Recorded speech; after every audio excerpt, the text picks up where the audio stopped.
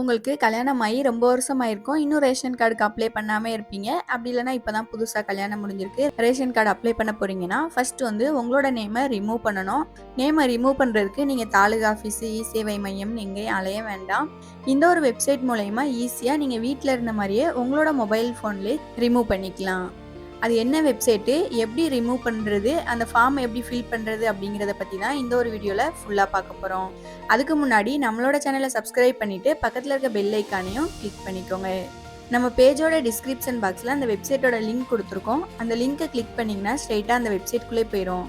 அந்த வெப்சைட்டோட inner page இதை மாதிரி தான் இருக்கும். இதில் கீழே ஸ்க்ரோல் பண்ணிட்டு வந்தீங்கன்னா குடும்ப உறுப்பினர் நீக்க அப்படின்னு ஒரு ஆப்ஷன் கொடுத்துருப்பாங்க. அதை வந்து செலக்ட் பண்ணிக்கோங்க. நெக்ஸ்ட்டு உங்களோட மொபைல் நம்பர் கேட்பாங்க. அதை என்ட்ரி பண்ணிவிட்டு கீழே ஒரு கேப்சா கோட் கொடுத்துருப்பாங்க. அதையும் என்ட்ரி பண்ணிக்கோங்க. பதிவு செய் அப்படிங்கிற ஆப்ஷனை கொடுத்தீங்கன்னா இந்த மாதிரி பேஜ் ஓப்பன் ஆகும்.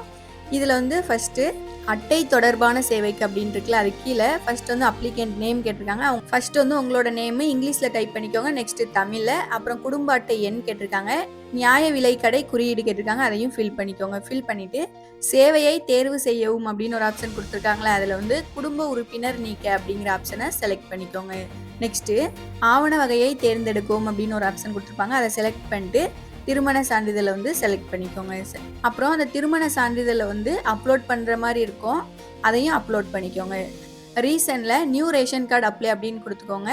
மற்ற ஆதாரங்கள் அப்படின்னு கொடுத்துருக்காங்களா, அதில் ஏதாவது ஒரு சர்டிஃபிகேட்டை செலக்ட் பண்ணிக்கோங்க.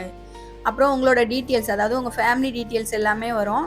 நம்ம யாரோட நேமை நீக்க போகிறோமோ அவங்களோட நேமுக்கு கடைசியாக இருக்கிறத டிக் பண்ணிக்கோங்க. நெக்ஸ்ட் இந்த உறுதிப்படுத்துதல் அப்படின்னு இருக்குல்ல, அந்த பேராவை ஃபுல்லாக ரீட் பண்ணி பார்த்துட்டு அதை டிக் பண்ணிக்கோங்க.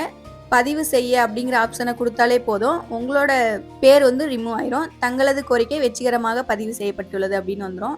கீழே குறிப்பு எண் அப்படின்னு ஒரு எண் கொடுத்துருக்காங்களா, அதை வந்து நோட் பண்ணி வச்சுக்கோங்க. நெக்ஸ்ட்டு ஃபர்ஸ்ட் பேஜில் கீழே ஸ்க்ரோல் பண்ணிட்டு வந்து அட்டை தொடர்பான சேவை நிலை அறிய அப்படிங்கிற ஆப்ஷனை கிளிக் பண்ணிக்கோங்க. குறிப்பு எண் அப்படிங்கிறதுல நம்ம வந்து ஒரு நம்பர் நோட் பண்ணி வச்சோம்ல, அந்த நம்பரை இதில் என்ட்ரி பண்ணிக்கோங்க. என்ட்ரி பண்ணிவிட்டு பதிவு செய்ய அப்படின்னு ஒரு ஆப்ஷன் இருக்குல்ல, அதை வந்து செலக்ட் பண்ணிக்கோங்க. உங்களோட பேர் ரிமூவ் ஆயிடுச்சா இல்லைனா அது என்ன ஸ்டேட்டஸில் இருக்குங்கிற டீட்டெயில் வரும். அதை பார்த்து நம்ம தெரிஞ்சுக்கலாம். இந்த வீடியோ உங்களுக்கு பிடிச்சிருந்தா லைக் பண்ணுங்கள், உங்கள் ஃப்ரெண்ட்ஸுக்கு ஷேர் பண்ணுங்கள். வேறு ஏதாவது அப்ளிகேஷன் வேணும்னா கீழே கமெண்ட் பாக்ஸில் கமெண்ட் பண்ணுங்கள்.